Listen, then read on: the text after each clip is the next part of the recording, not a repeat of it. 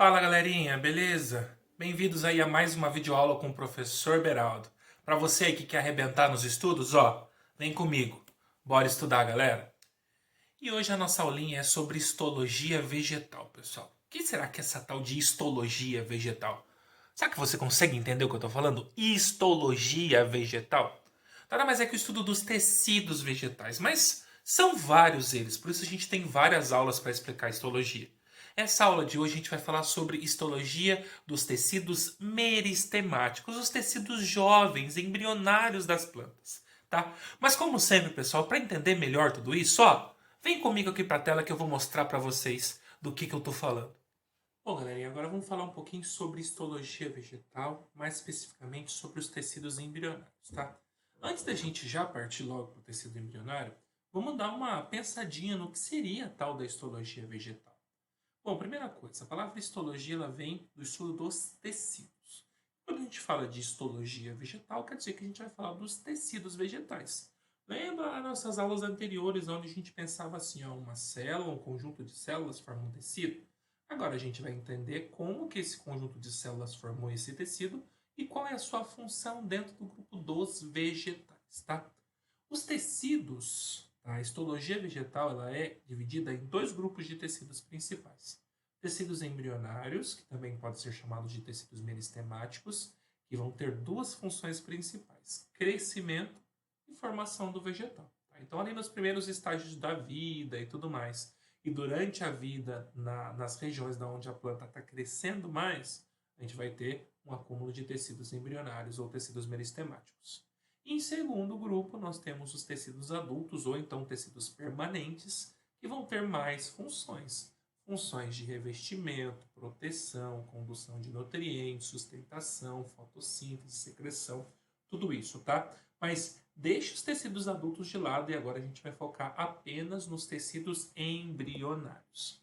Para estudar tecido embrionário, a gente não precisa muito mais do que essa imagem. Por quê? Ao centro aqui, a gente tem um esqueminha de um vegetal, certo? Aonde eu tenho uma imagem principal aqui do ápice da planta e uma imagem principal aqui da raiz da planta. Aqui em duas ilustrações e aqui em duas micrografias, ou seja, imagens de microscópio. Aqui então nós temos o ápice da raiz, que a gente chama de meristema apical da raiz, e aqui nós temos o ápice do caule, que seria o meristema apical do caule. Na região da raiz, nós temos umas estruturas diferentes do que a gente tem na região do caule, como pode ser mostrado aqui nesse slide para vocês. Então, nós temos aqui, no ápice da raiz, certo? Essa estrutura que fica em torno aqui, que é chamado de coifa, para vocês observarem melhor o que seria essa coifa, tá? É essa região que está aqui, mais externa, tá? Tudo isso aqui é o tecido de coifa. E qual que é a função da coifa? A coifa ela é uma área de proteção contra atrito para o crescimento da planta. Como assim? Como essa região do meristema apical da raiz fica em contato direto com o solo, e ali você tem um intenso número de mitoses para essas células dividirem e aumentarem o tamanho da raiz, existe um atrito muito grande entre o ápice da raiz e o solo. E para evitar que esse atrito acabe estragando as células, dificultando o crescimento vegetal, as plantas elas possuem a coifa, que é como se fosse essa capinha de proteção aí da planta, tá? E aqui na parte interna, toda essa estrutura aqui mais interna, certo? Seria o que nós temos chamado de tecido meristemático, tá? É onde você tem células com paredes celulares mais finas e núcleos muito bem representados, que mostram que as células estão em constante multiplicação, por isso a parede celular fina, e o núcleo mostra a intensa síntese que acontece dentro da célula. Síntese de quê? Síntese de proteínas para a multiplicação da célula, certo? Aqui do outro lado, nós temos também uma estrutura meristemática, só que aqui nós temos o meristema apical do caule. E aqui algumas estruturas para serem notadas. Por exemplo, aqui, essas duas estruturas que parecem dois chifrinhos aqui, mas que não são, são os primórdios foliares. Nós temos ali o início das primeiras folhinhas da planta, tá?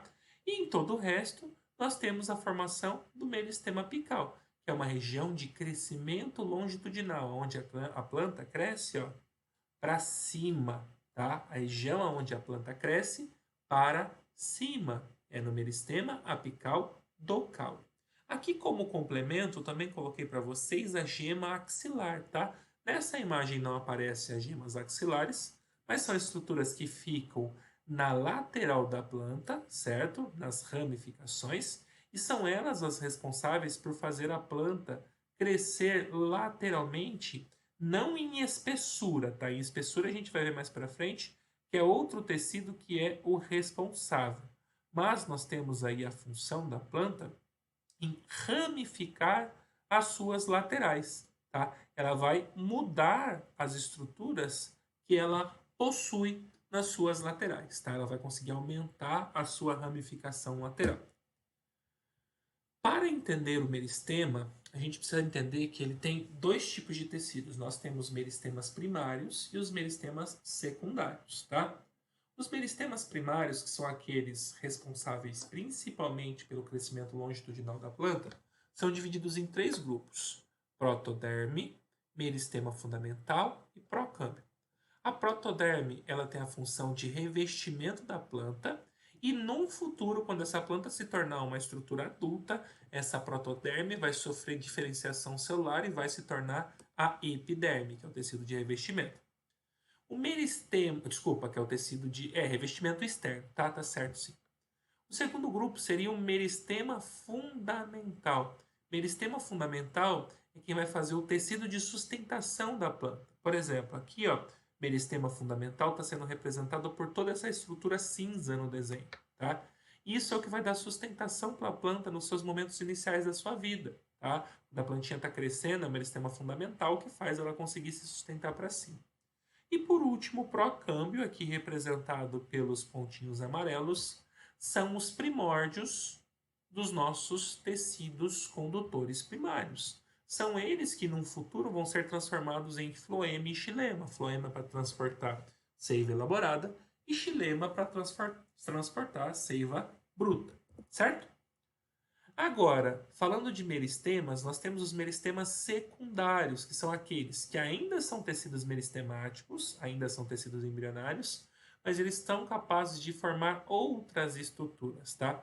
Por quê? Porque os meristemas secundários, eles têm a função de engrossamento, tá? Ou então crescimento secundário da planta. O que seria isso? Agora, com os meristemas secundários, a planta vai conseguir crescer lateralmente, ela vai conseguir se tornar uma planta mais grossa, tá? Uma planta que vai crescer em espessura, tá? Aqui nessa imagem dá para ver.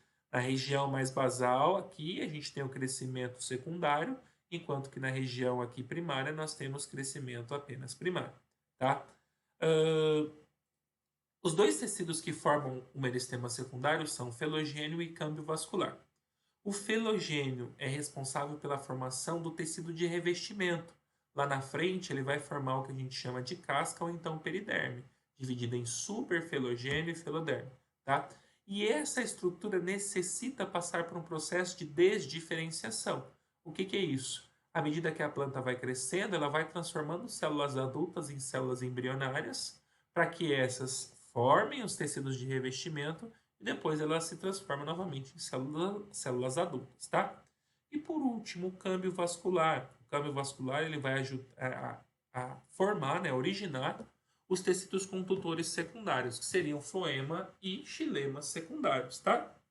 Esses tecidos, eles vão ajudar na formação do crescimento secundário também, que seria o crescimento em espessura da planta. A planta vai ficar mais larga, certo?